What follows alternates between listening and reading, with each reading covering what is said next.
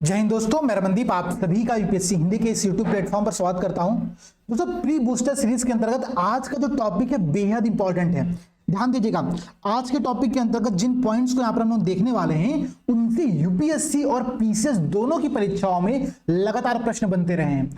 अगर आप previous year questions के पैटर्न को देखोगे तो इस टॉपिक से लगातार प्रश्न आते हैं। और सबसे बड़ी बात है कि कमेंट सेक्शन में आप लोग बार बार रिक्वेस्ट कर रहे थे कि सर इस टॉपिक पर एक वीडियो बना दीजिए। तो आज की class Indian state of forest report, ठीक है, ये जो रिपोर्ट है इस पूरे टॉपिक को समर्पित है। और आज की क्लास के अंतर्गत 2021 की जो रिसेंट की रिपोर्ट जिसका आंकड़ा हमारे पास अवेलेबल है उसको यहां पर हम लोग देखेंगे। क्लास का पैटर्न कैसा होगा, तो क्लास की शुरुआत में हम लोग यूपीएससी और पीसीएस के पॉइंट ऑफ व्यू से जो कॉमन टॉपिक्स होगा उनको यहां पर कंप्लीट करेंगे। और उसके बाद यूपी स्पेशल जो ये रिपोर्ट होगी, इस रिपोर्ट में यूपी के संदर्भ में जो स्पेशल आंकड़े होंगे उनको भी यहां पर की क्लास में मैं कंप्लीट कराऊंगा।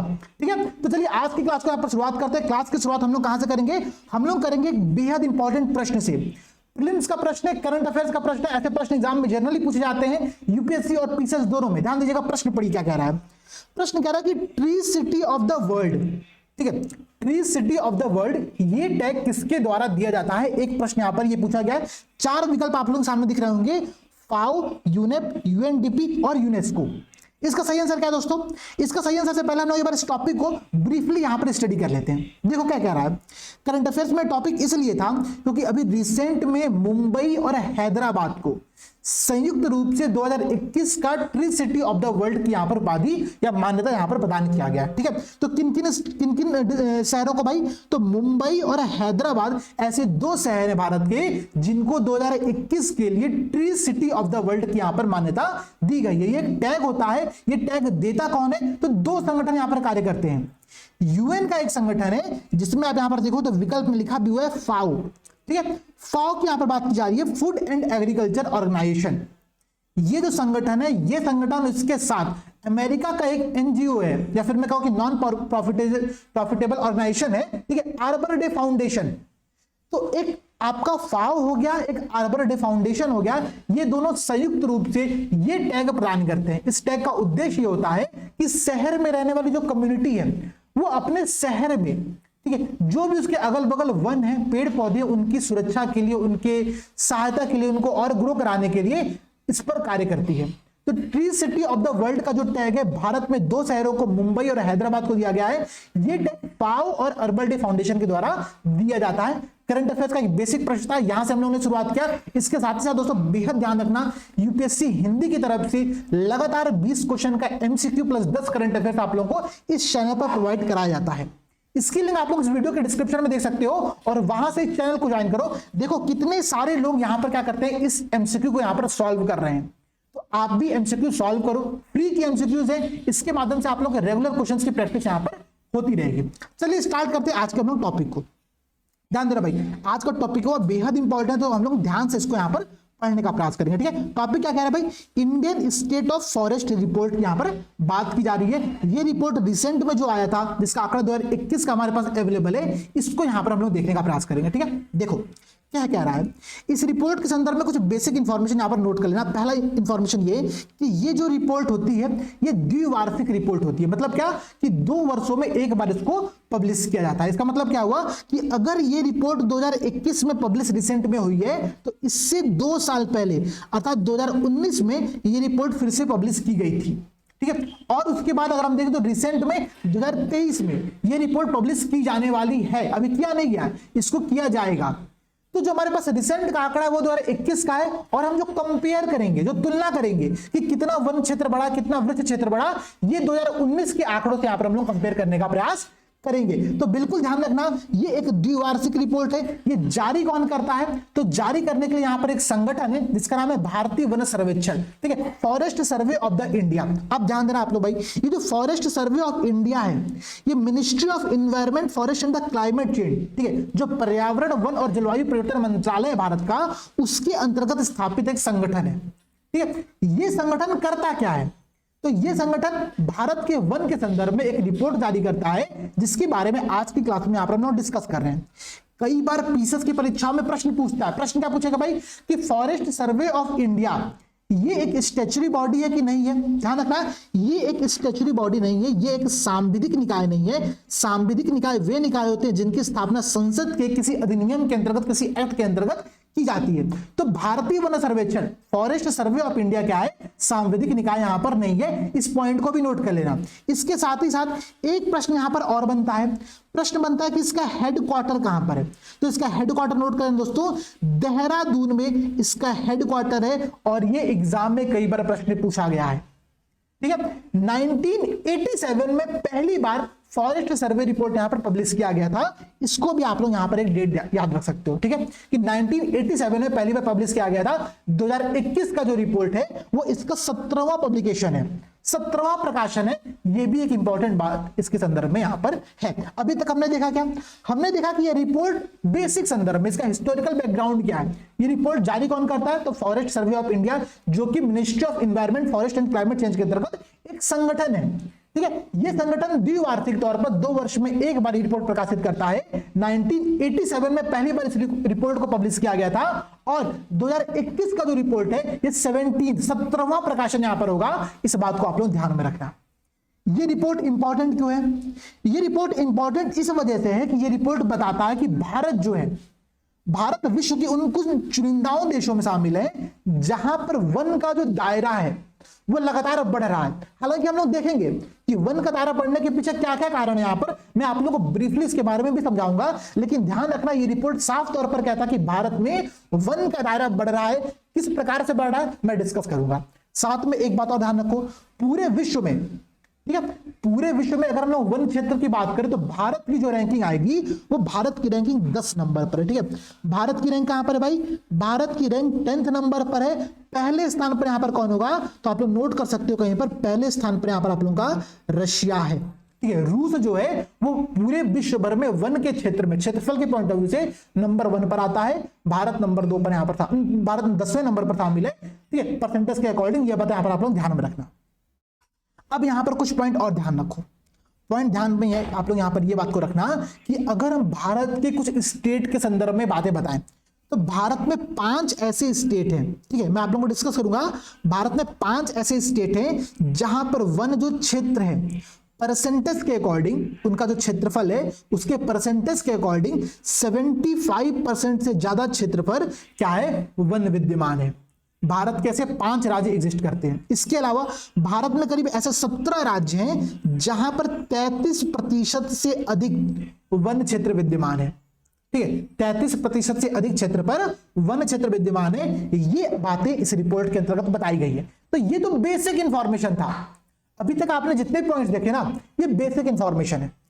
असली इंफॉर्मेशन अब स्टार्ट होगा, तो ध्यान से आप लोग समझने का प्रयास करना, बेहद इंपॉर्टेंट है, क्योंकि एग्जाम में यहीं से प्रश्न बन करके आता है।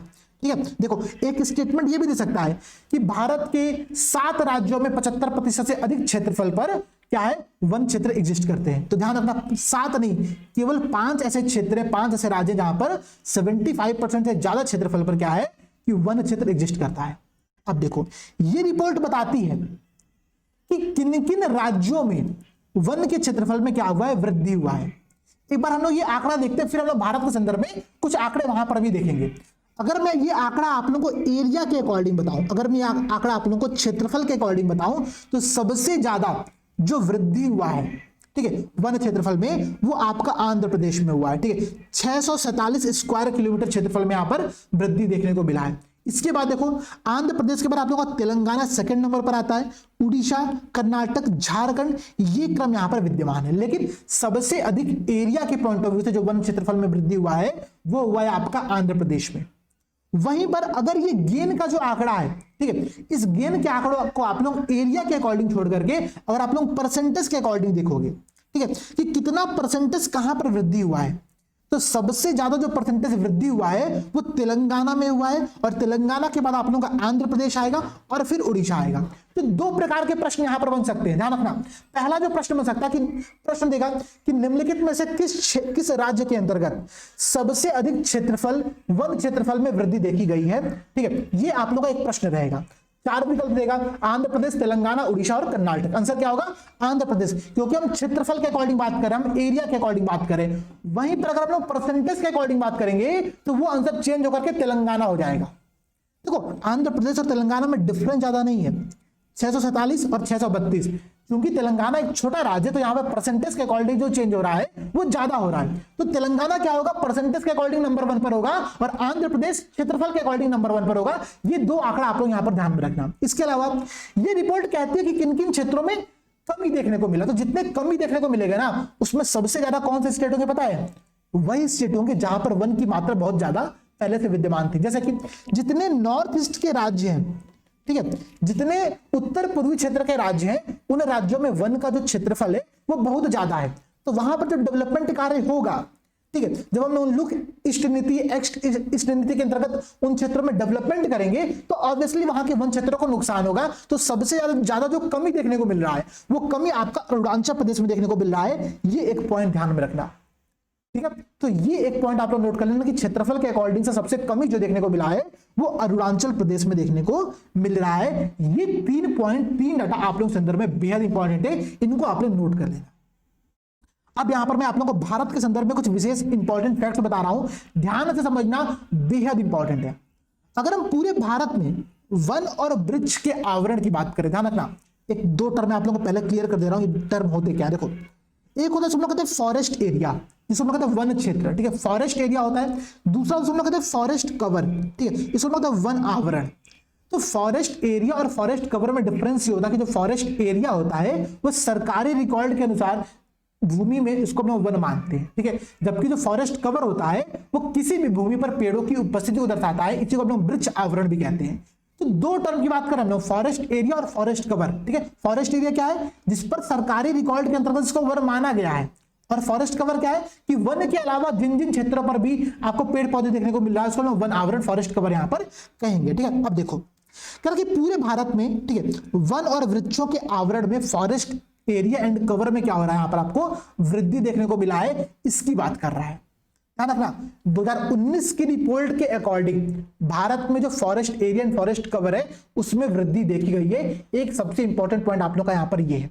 अब देखो वृद्धि हुई कितनी है, तो 2261 वर्ग किलोमीटर की यहां पर बात कर रहा है। अब कहोगे सर आप क्या ये डाटा याद करना है? बिल्कुल मत याद करना। याद क्या करना कि पूरे भारत के, ठीक है, भौगोलिक क्षेत्र में 24.62% क्षेत्रफल में, ठीक है, 24.62% क्षेत्रफल में क्या हो रहा है कि आपके यहां पर वन और वृक्षों के आवरण पाए जाते हैं, ठीक है। ये पिछले वर्ष की कंपैरिजन में ज्यादा है, ये बात ध्यान रखना आप लोग, ठीक है। आप लोग बस ध्यान ये रखना है कि 2019 का जो रिपोर्ट कह रहा था उस रिपोर्ट के कंपेयर में इस बार का 2021 का जो आंकड़ा है वो ज्यादा यहां पर है। कितना वन और वृक्षों का आवरण है? 24.62%। अगर प्रश्न सिर्फ और सिर्फ फॉरेस्ट एरिया की बात करें, अगर प्रश्न में सिर्फ और सिर्फ वन क्षेत्र की बात करेगा तो फॉरेस्ट एरिया, आपको पता है फॉरेस्ट एरिया एक अलग चीज होता है, वो सिर्फ सरकारी रिकॉर्ड की बात यहां पर होती है। तो अगर हम सरकारी रिकॉर्ड की बात करें तो यहां पर पूरे भौगोलिक क्षेत्र का 21.71% यहां पर रहता है, ठीक है। तो 21.71% क्षेत्रफल में क्या है? फॉरेस्ट एरिया है। बाकी जो आप लोग का यहां पर आंकड़ा बच रहा है 2.91% का, ठीक है, 2.91% पर क्या है? आप लोगों का फॉरेस्ट कवर है, ठीक है। तो ये 21.71 और 2.91 को जब आप जोड़ दोगे तो 24.62 का जो आप लोगों के पास आंकड़ा आएगा, ये भारत में टोटल भूमि है, ठीक है। मैं आप लोगों को फिर समझा रहा हूं, ध्यान रखना, भारत में टोटल वन और वृक्ष का जो आवरण है वो 24.62% लैंड पर एग्जिस्ट करता है, ठीक है। इसमें जो फॉरेस्ट एरिया है वो आपका 21.71% है, प्लस जो फॉरेस्ट कवर है, ठीक है, फॉरेस्ट कवर कितना है? तो 2.91% है। ये दो आंकड़ा आप लोग ध्यान में रखना। ध्यान ये रखना कि 2019 की तुलना में हमने क्या क्या यहां पर वृद्धि देखने को मिली है, ये एक बेहद इंपॉर्टेंट पॉइंट है, ठीक है। तो 24.62 ये पॉइंट याद करना है क्योंकि एग्जाम में प्रश्न पूछेगा, स्पेशली यूपीपीसीएस में प्रश्न पूछेगा। प्रश्न क्या पूछेगा कि भारत के कुल कितने क्षेत्रफल, कुल कितने परसेंटेज क्षेत्रफल पर क्या है कि वन और वृक्ष के आवरण पाए जाते हैं? इसका आंसर क्या होगा? 24.62%।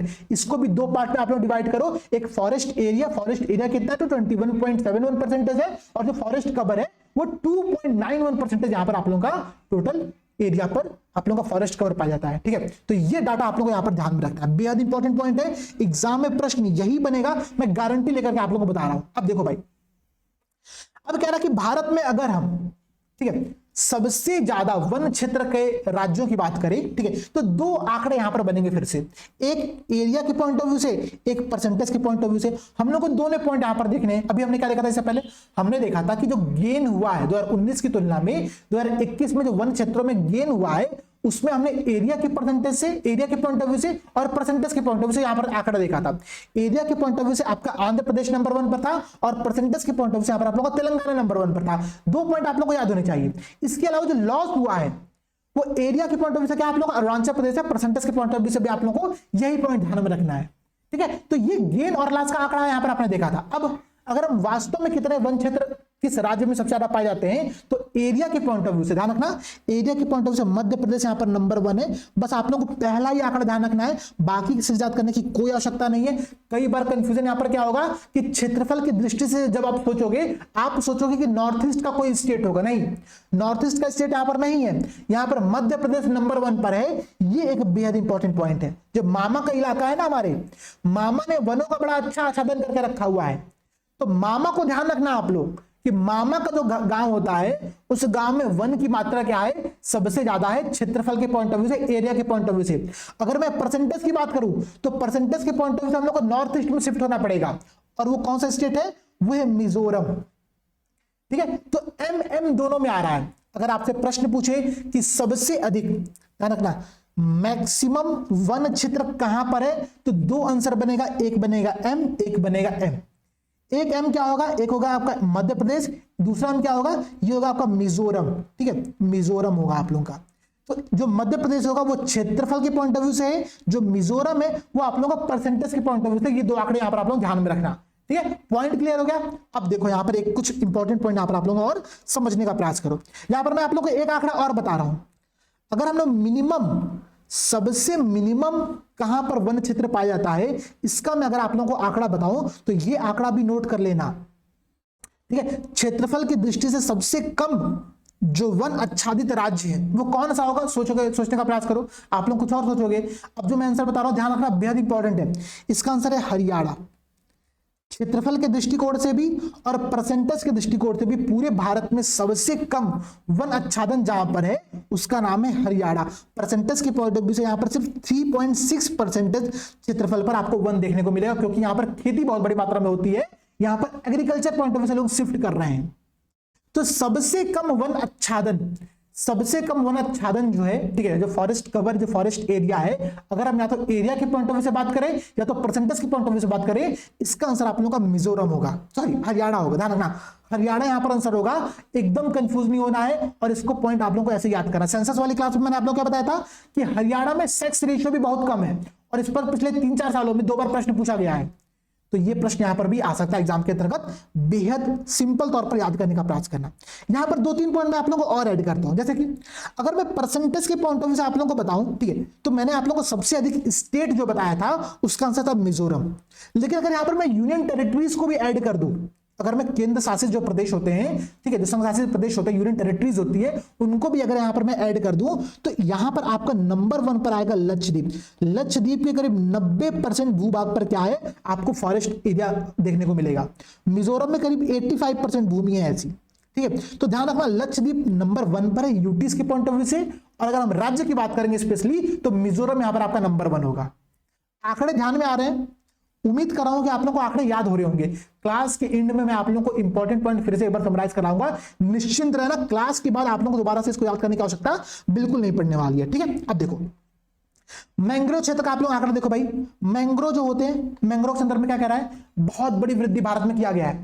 कह रहा है कि 2019 के कंपैरिजन में हमने 17 स्क्वायर किलोमीटर एरिया में क्या किया, मैंग्रोव में वृद्धि देखने को मिली है। 17 स्क्वायर किलोमीटर में वृद्धि देखने को मिला है। आप लोग सोच रहे हो यार भारत तो बड़ा अच्छा कर रहा है, भारत में फॉरेस्ट एरिया, फॉरेस्ट कवर दोनों बढ़ रहे हैं। भाई ध्यान रखना, ये बढ़ इस वजह से रहा है ना, इंपॉर्टेंट पॉइंट ये कि बढ़ इस वजह से रहा है क्योंकि हमने जितने एरिया का सर्वे किया है उस एरिया में भी वृद्धि किया है। जैसे कि मतलब भारत के पहले 90% भाग पर हमने सर्वे किया था, तो हमारे पास कुछ आंकड़ा आया था, ठीक है। इस बार हमने क्या किया, हमने 99% भाग पर सर्वे किया, तो हमारा आंकड़ा बढ़ गया, तो हम खुशी मना रहे हैं कि हमारा आंकड़ा बढ़ गया है। ऐसा नहीं है, ये बात ध्यान रखना कि इस बार जो आप लोगों को रिपोर्ट देखने को मिल रहा है इसमें वृद्धि इस वजह से हुआ है क्योंकि हमने जिन एरियाज पर सर्वे किया है उस एरियाज को बढ़ा दिया है। ठीक है, ये पॉइंट समझना आप लोग। मैंग्रोव में कह रहा है कि 17 स्क्वायर किलोमीटर क्षेत्रफल में आपको वृद्धि देखने को मिला है, और भारत का जो कुल मैंग्रोव क्षेत्र है वो 4992 स्क्वायर किलोमीटर यहां पर है। 2021 का ये डाटा कह रहा है। अगर आपको 2019 का डाटा निकालना हो तो क्या करोगे, इसमें से 17 माइनस कर देना, 2019 का डाटा यहां पर आप लोगों के पास आ जाएगा। हालांकि याद करने की आवश्यकता है नहीं, आप याद क्या करो, 4992 स्क्वायर किलोमीटर प्रश्न पूछ सकता है एग्जाम में, क्योंकि बहुत इंपॉर्टेंट डाटा मैंग्रोव के बारे में हम जब सर्वे कर रहे हैं तो ये हमारे लिए जो डाटा है वो बेहद इंपॉर्टेंट आता है। पूरे भारत का अगर हम कुल भौगोलिक क्षेत्र के पॉइंट ऑफ व्यू से आपको बताएं तो पूरे भारत के 0.15% क्षेत्रफल पे क्या है आप लोगों का मैंग्रोव एग्जिस्ट करता है। ठीक है, 0.15% क्षेत्रफल पर आप लोग का मैंग्रोव एग्जिस्ट करता है। ये पॉइंट यहां पर ध्यान में रखना। ठीक है, इसके बाद अगर हम लोग आपको मैंग्रोव के भारत में स्टेट वाइज एक आंकड़ा और बताएं तो सबसे ज्यादा जो वेस्ट बंगाल है दोस्तों, ठीक है, वेस्ट बंगाल का जो सुंदरवन है वहां पर मैंग्रोव की मात्रा बहुत बड़ी देखने को मिलती है। इसके बाद आप लोगों का गुजरात आता है, ठीक है, इसके बाद आप लोगों का अंडमान निकोबार आता है, फिर आप लोगों का इसी प्रकार से आगे चीजें बढ़ती जाती है। तो आप लोग बस ये 2 पॉइंट ध्यान रखो, क्या कि वेस्ट बंगाल में मैंग्रोव की सबसे ज्यादा क्षेत्रफल देखने को आप लोगों को मिलता है। एक सबसे इंपॉर्टेंट पॉइंट आप लोगों का यहाँ पर ये, ठीक है, क्या पॉइंट है भाई कि वेस्ट बंगाल जो सुंदरवन है, ठीक है, उस सुंदरवन में मैंग्रोव की क्षेत्रफल सबसे ज्यादा है पूरे भारत में, और इस पॉइंट को यहां पर आप लोग को ध्यान में रखना है। इसके अलावा ये रिपोर्ट कुछ बातें और बताता है। ये रिपोर्ट बताता है कि इस बार जो भारत में प्राकृतिक वन है, जो नेचुरल फॉरेस्ट है, उनमें गिरावट देखने को मिला। ध्यान रखना, आप लोग कंफ्यूज हो सकते हो, प्रश्न पूछेगा कि भारत में आईएफएसआर 2021 की रिपोर्ट के अनुसार नेचुरल फॉरेस्ट में कमी देखने को मिला। आप कहोगे नहीं नहीं सर ने तो बताया था कि 24.62% हो चुका है बढ़ करके, ठीक है, तो पक्का वृद्धि हुई होगी। ध्यान रखना, वो total forest area and cover की मैं बात कर रहा हूं। अगर मैं सिर्फ और सिर्फ नेचुरल फॉरेस्ट की बात करूं तो प्राकृतिक वनों में गिरावट देखने को मिला है। ये आईएफएसआर की 2021 की रिपोर्ट यहां पर यह आंकड़ा देती है। तो इस आंकड़े को भी आप लोगों को बिल्कुल ध्यान में रखना है, बेहद इंपॉर्टेंट आंकड़ा यहां पर आप लोगों के सामने है। इसके अलावा क्या कह रहा है भाई, अगर हम भारत में टाइगर रिजर्व्स की बात करें, ध्यान रखना, भारत में पहली बार इस रिपोर्ट के अंतर्गत टाइगर रिजर्व के क्षेत्रफल को काउंट किया गया है। ठीक है, भारत में पहली बार इसका यहां पर आकलन किया गया, तो बेहद इंपॉर्टेंट पॉइंट है, एग्जाम में प्रश्न बन सकता है।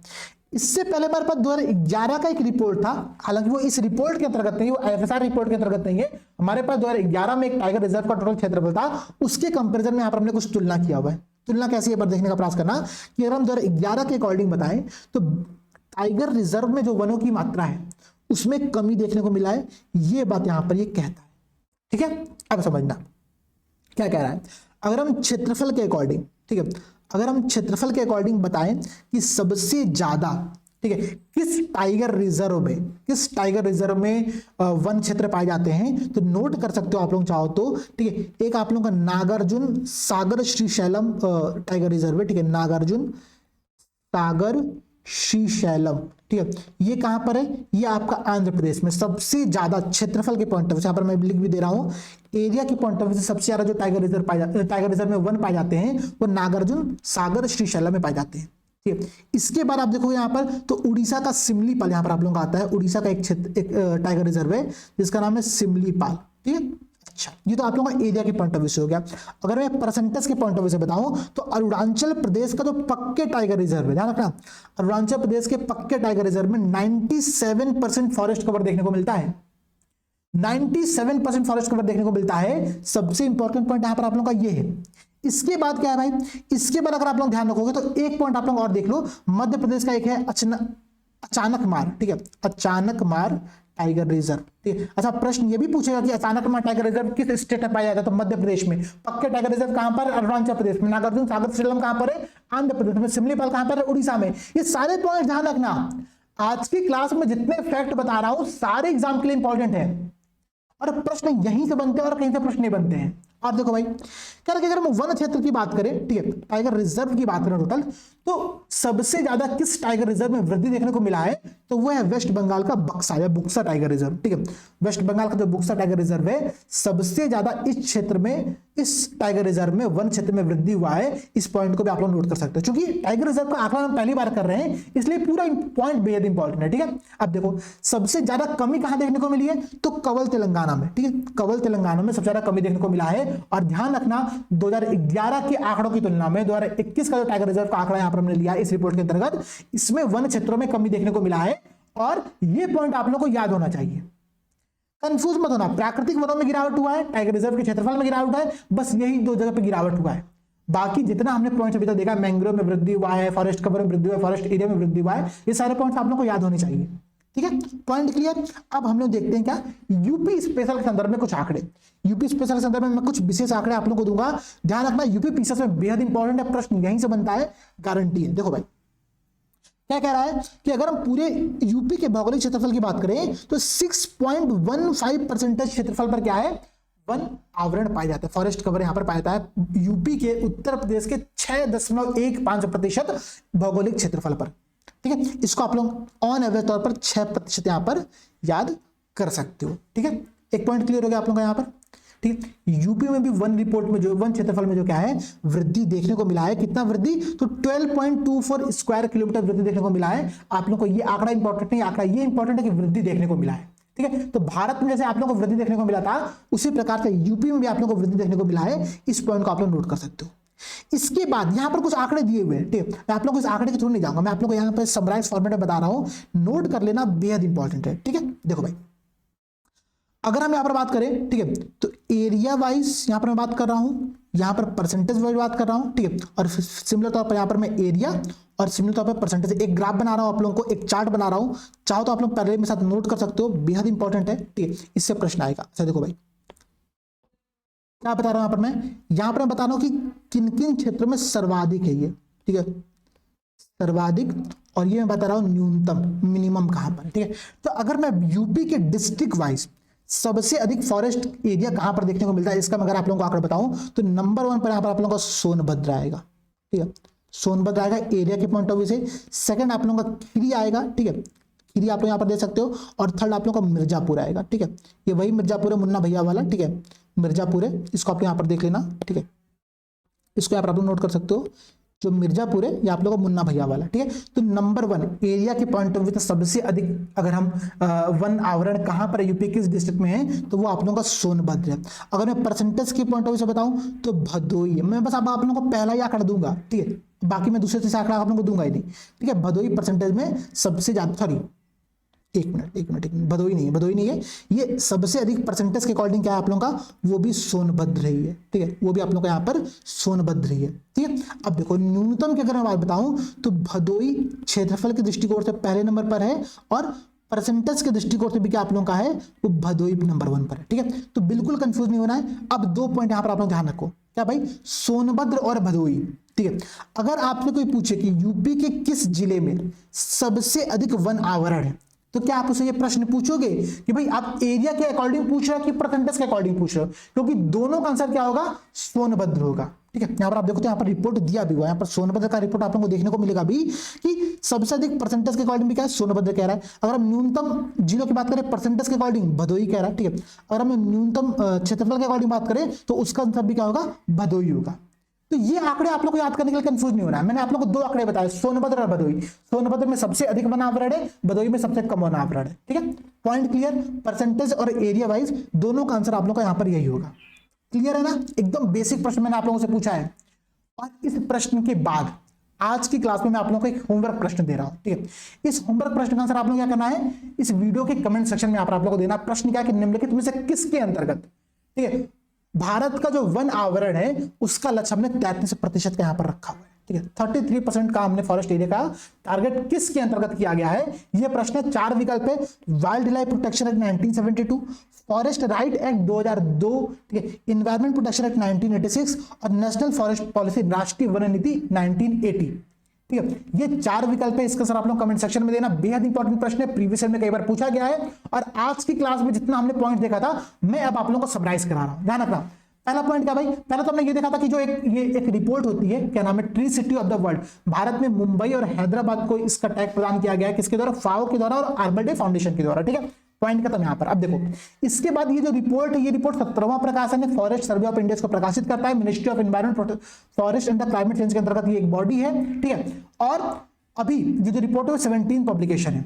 अगर मैं एरिया के अकॉर्डिंग गेन की बात करूं तो नंबर 1 पर आंध्र प्रदेश है, और अगर मैं परसेंटेज के अकॉर्डिंग बात करूं तेलंगाना नंबर 1 पर। अगर मैं कमी की बात करूं कहां पर सबसे अधिक वन क्षेत्र में कमी देखने को मिला है, तो उसका आंसर क्या होगा, अरुणाचल प्रदेश। ठीक है, पूरे भारत में 24.62% क्षेत्रफल पर क्या है कि वन और वृक्ष के आवरण आपको देखने को मिलते हैं। इसमें जो फॉरेस्ट एरिया है वो 21.71% पर है, और जो फॉरेस्ट कवर है वो 2.91% पर है।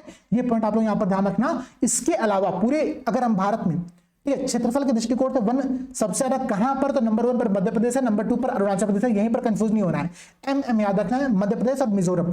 मध्य प्रदेश में एरिया के अकॉर्डिंग नंबर 1 पर है, मिजोरम में क्या है आपका परसेंटेज के अकॉर्डिंग नंबर 1 पर है। सबसे कम किस क्षेत्र में, किस राज्य में वन आवरण देखने को मिलता है, वन क्षेत्रफल देखने को मिलता है, तो उसका आंसर है हरियाणा। ठीक है, और अगर मैं यूनियन टेरिटरीज की बात करूं तो लक्षद्वीप नंबर 1 पर आता है परसेंटेज की पॉइंट ऑफ व्यू से पूरे भारत में वन आच्छादन के क्षेत्रफल में। ठीक है, पॉइंट क्लियर। मैंग्रोव में वृद्धि देखने को मिला, 17 स्क्वायर किलोमीटर यहाँ पर वृद्धि हुआ है। नंबर 1 पर वेस्ट बंगाल है, 4992 स्क्वायर किलोमीटर यहाँ पर क्या आप लोगों का टोटल मैंग्रोव भारत में पाए जाते हैं, जो कि पूरे भारत के लैंड का 0.15% पाया जाता है। ठीक है, भारत में पहली बार टाइगर रिजर्व का यहाँ पर आकलन किया गया इस रिपोर्ट के अंतर्गत, और यहां पर इस रिपोर्ट में बताया गया है कि एरिया के पॉइंट ऑफ व्यू से नागार्जुन सागर श्रीशैलम आंध्र प्रदेश में जो है वो नंबर 1 पर है, और परसेंटेज के अकॉर्डिंग पक्के टाइगर रिजर्व जो कि अरुणाचल प्रदेश का है नंबर 1 पर है। सबसे ज्यादा किस टाइगर रिजर्व में वन क्षेत्र में वृद्धि हुआ, तो वो है बुक्सा पश्चिम बंगाल का, और सबसे कमी कहां पर हो तो वो है कवल तेलंगाना टाइगर रिजर्व। ठीक है, ये सारे पॉइंट्स आप लोग ध्यान रखना। उत्तर प्रदेश के संदर्भ में जो विशेष पॉइंट ध्यान रखना कि भारत उत्तर प्रदेश के 6%, 6.15% एग्जैक्टली अगर मैं बताऊं तो भौगोलिक क्षेत्रफल में क्या है आपकी फॉरेस्ट एरिया पाया जाता है। इसके अलावा 2 डिस्ट्रिक्ट का नाम याद रखना है, सोनभद्र और भदोही। सोनभद्र क्या है पूरे यूपी में जो सोनभद्र है वो परसेंटेज और एरिया दोनों के अकॉर्डिंग सबसे ज्यादा वन आवरण करता है, और अगर मैं न्यूनतम की बात करता हूं तो भदोही परसेंटेज और एरिया दोनों के पॉइंट ऑफ व्यू से आप लोगों का नंबर 1 पर है। ये बात यहां पर आप लोग ध्यान में रखना। ठीक है, ये आज की आप लोगों की क्लास का समरी था। इस क्वेश्चन का आंसर आप लोग कमेंट सेक्शन में देना। उम्मीद करूंगा कि ये क्लास आप लोगों को बेहद इंफॉर्मेटिव लगी होगी। इस क्लास से एग्जाम में प्रश्न जरूर आएगा। सबसे इंपॉर्टेंट पॉइंट, इस क्लास को आप लोग लाइक जरूर करना। इस वीडियो को अपने सभी दोस्तों के मदद जितने भी आप लोगों के टेलीग्राम ग्रुप से व्हाट्सएप ग्रुप पे सबको शेयर करो, कारण हम लोग 1 लाख सब्सक्राइबर पहुंचने वाले। जैसे हम लोग 1 लाख सब्सक्राइबर पहुंचेंगे, हम लोग आप लोगों के लिए और सारे एफर्ट्स लेकर के यहाँ पर आने वाले हैं, और वो एफर्ट अपने में शानदार होगा। तो इसी होप के साथ कि जल्द ही हम लोग 1 लाख सब्सक्राइबर पार करेंगे, और आप लोग भी अपने एग्जाम को लेकर के बहुत मोटिवेटेड होगे। एकदम मोटिवेटेड रहो। कोई भी दिक्कत अगर आप लोगों को आती है तो आप लोग हमसे कांटेक्ट कर सकते हो, हम लोग आपको उसका आंसर देंगे। आप लोग इस वीडियो के कमेंट सेक्शन में अपना प्रश्न पूछ सकते हो, मैं खुद वहां पर रिप्लाई करता रहूंगा। सभी को जय हिंद, जय भारत।